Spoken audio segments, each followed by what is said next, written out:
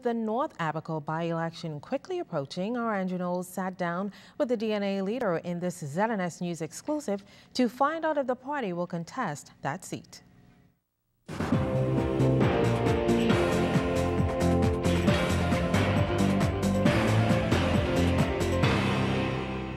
The North Abaco by-election is expected to take place sometime in October. Already, the governing Progressive Liberal Party, opposition Free National Movement, and fledgling political organization, the Bahamas Constitution Party, have named candidates to run in that race.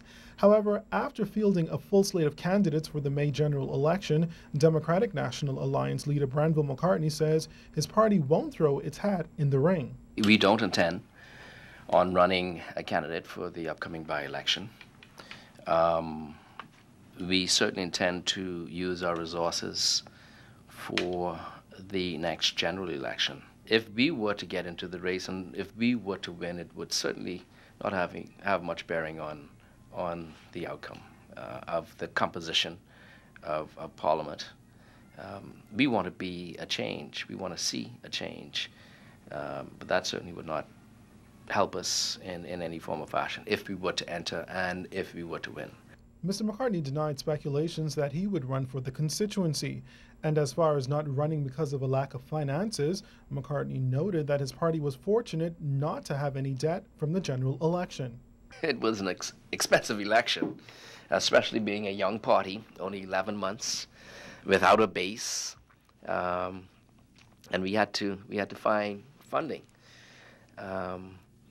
But you know, thank God, after the election, we made sure that our debts were paid. But since then, not much has been heard from the party. Mr. McCartney says the DNA has simply been watching the performance of the government. I always hear people saying, well, I don't hear the DNA, or, well, it's not to hear the DNA, it's to determine what the present administration is doing. They are the government. They're the ones who've been put in that seat. They are the ones who said that they can do certain things. They are the ones who said they had all the answers. So let's see if they do. From my personal point of view, I would like to see things change for the better. So I would wish the government well. Now the DNA leader says his party respects the decision of the Bahamian people. But now it expects this government will do what it has to do in order to get the country back on track. Andrew Knowles, ZNS News Network.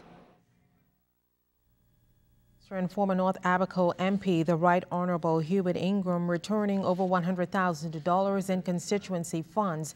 In a letter to the Treasurer, Mr. Ingram said that he was returning the monies in accordance with the law. Now, the interest on that money, totaling $15,828, was also handed over to the Treasury Department, as well as $3,366 from the constituency's demand bank account. Mr. Ingram says that records on the expenditure are available for audit purposes should the need arise.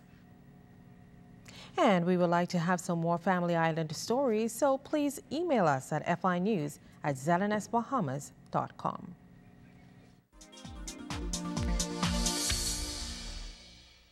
Welcome to tonight's edition of the Business Beat, sponsored by Royal Fidelity. Good evening, Bahamas. I'm Altaviz Munnings. Let's take a look at what's making business news today. The Bahamas Association of Compliance Officers will be hosting its 11th annual Money Laundering Reporting Officer Day tomorrow, Wednesday, September 12th, at the British Colonial Hilton Hotel with a one-day seminar. Attorney General Senator Allison Maynard Gibson, Financial Services Minister Ryan Pinder, and former Attorney General John Delaney are expected to address the compliance officers.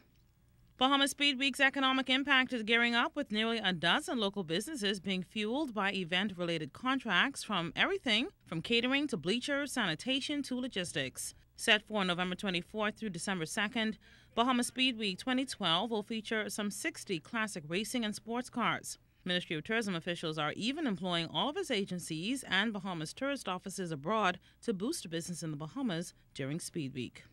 In international business, British Petroleum has agreed to sell a number of assets in the Gulf of Mexico for $5.6 billion to U.S. company Plains Exploration and Production. The sale comes as the United Kingdom oil giant is continuing to sell off parts of its business to pay for damage arising from the 2010 Deepwater Horizon spill. Remember, you can send us an email or join us on www.znsbahamas.com or become our friend on ZNS's official Facebook page. And that will end tonight's edition of the Business Beat, sponsored by Royal Fidelity. I'm Tues. Thanks so much for watching.